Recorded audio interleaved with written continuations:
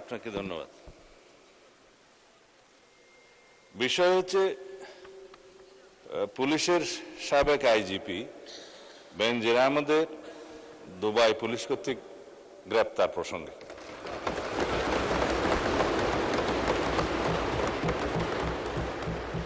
এই বিষয়ে আমি মহান জাতীয় সংসদকে অবহিত করছি যে বর্তমান সরকার দায়িত্ব গ্রহণের পর দুর্নীতি মামলায় অভিযুক্ত পুলিশের সাবেক আইজিপি বেনজির আহমেদকে গ্রেফতারের জন্য ইন্টারপোলের সাথে নিবিড়ভাবে কাজ করার জন্য নিয়োজিত পুলিশ হেডকোয়ার্টার্সের national central bureau NCB Dhaka কর্তৃক ইন্টারপোলে আবেদন করা হয়।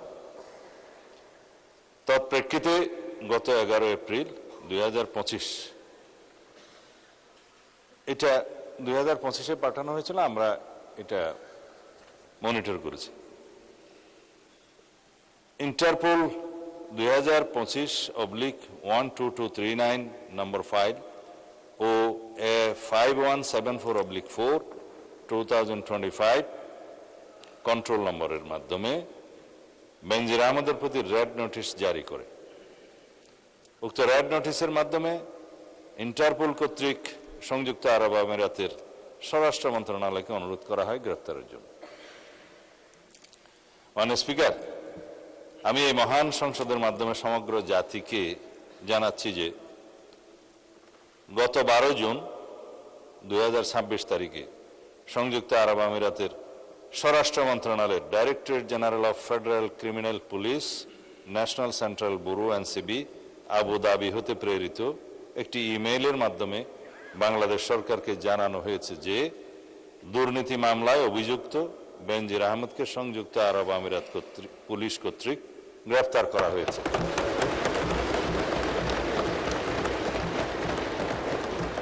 এবং তিনি বর্তমানে সেখানে আটক আছেন।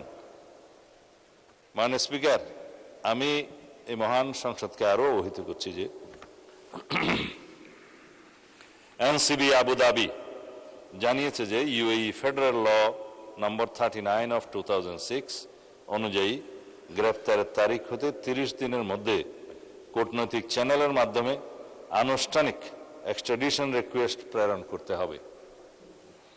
উল্লেখ্য, বেনজির আহমেদের বিরুদ্ধে দণ্ডবিধির 420, 467, 468, 471 and 109 সেকশন এবং 1947-এর দুর্নীতি প্রতিরোধ আইনের সেকশন 5/2, 26(2) এবং 27(1) এবং বাংলাদেশ পাসপোর্ট অর্ডার 1973-এর 11 ধারার মানে সেকশন 11-এর মামলা বিচারাধীন রয়েছে।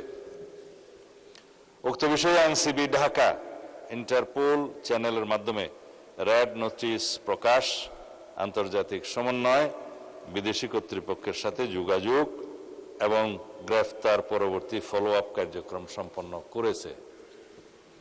দুদক কর্তৃক প্রত্যার্পণের জন্য প্রয়োজনীয় মামলা, গ্রেফতারি পরোয়ানা ও তদন্ত সংক্রান্ত দলিলাদি প্রস্তুত, স্বরাষ্ট্র মন্ত্রণালয় কর্তৃক এক্সট্রাডিশন প্রপোজাল প্রস্তুত ও অনুমোদন এবং পররাষ্ট্র মন্ত্রণালয়ের মাধ্যমে ইউএই কর্তৃপক্ষের নিকট কূটনৈতিক চ্যানেলে আনুষ্ঠানিক এক্সট্রাডিশন রিকোয়েস্ট প্রেরণ করে এনসিবি আবুধাবির সাথে সমন্বয়পূর্বক অতি দ্রুতই তাকে বাংলাদেশে নিয়ে আসা হবে। এটি বাংলাদেশ পুলিশের একটি ঐতিহাসিক সাফল্য। এর মাধ্যমে আমরা বিচারহীনতার সংস্কৃতি থেকে বের হয়ে আসতে সক্ষম হব ইনশাআল্লাহ। পাশাপাশি এর মাধ্যমে আমরা জাতিকে আশ্বস্ত করতে চাই যে অপরাধী যত শক্তিশালী হোক না কেন, আইনের ঊর্ধ্বে কেউ নয়। এটি দেশে আইনের শাসন প্রতিষ্ঠা এবং বাংলাদেশের ইতিহাসে মাইল ফলক হয়ে থাকবে। মাননীয় স্পিকার, আপনাকে ধন্যবাদ।